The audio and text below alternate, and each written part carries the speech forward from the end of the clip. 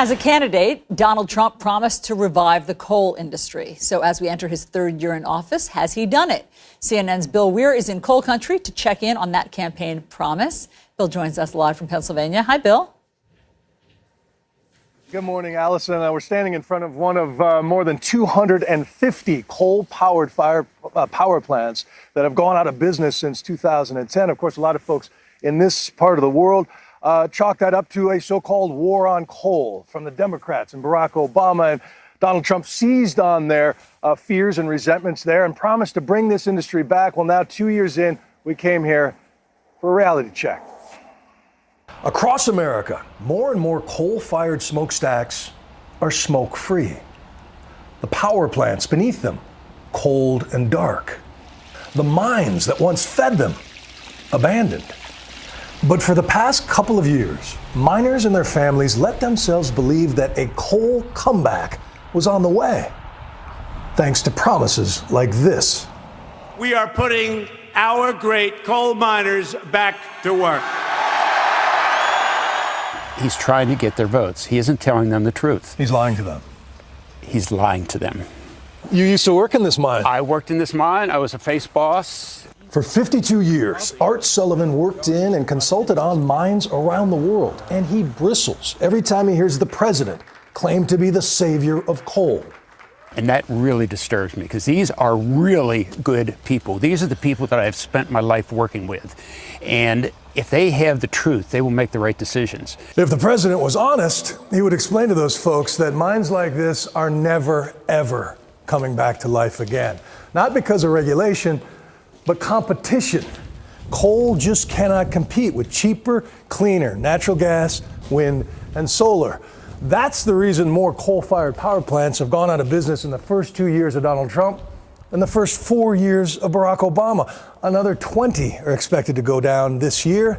And if a miner is hired today, chances are he'll be digging to fill the demand in India. Do you feel the president gave these communities false hope? In my opinion, absolutely. I mean, I'm an expert. He's not.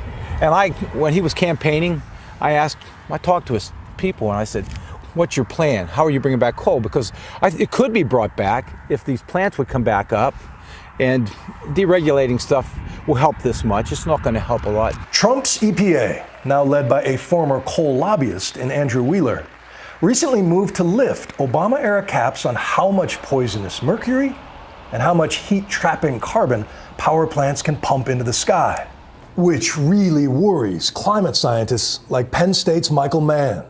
We're already experiencing impacts of climate change that could have been avoided had we acted, 2 decades ago when we knew already at that point that there's a problem.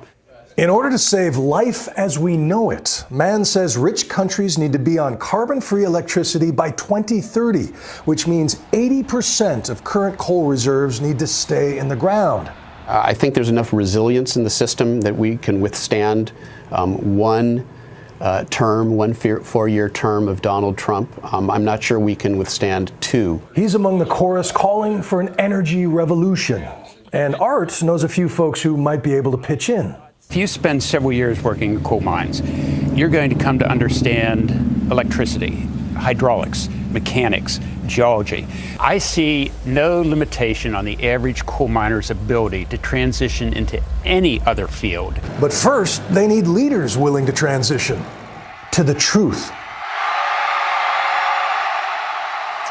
One county commissioner here, John and Allison, told me he's going to Texas to try to lure natural gas frackers into this part of Pennsylvania, mainly because he needs money to fight the opioid crisis.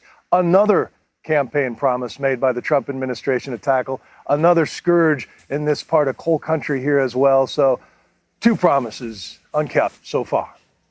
It's really interesting, Bill, because, I've begun to think that there's so much focus on the wall, the border wall from the White House. They talk a lot about that. There's a lot of psychic energy put into that while the opioid crisis continues apace, while people are suffering in Monongahela and elsewhere. It's just, it's really helpful to have your reporting spell out how the people there see it all and feel about it. All right, Bill, thanks so much. Speaking to people who know the reality really on the ground.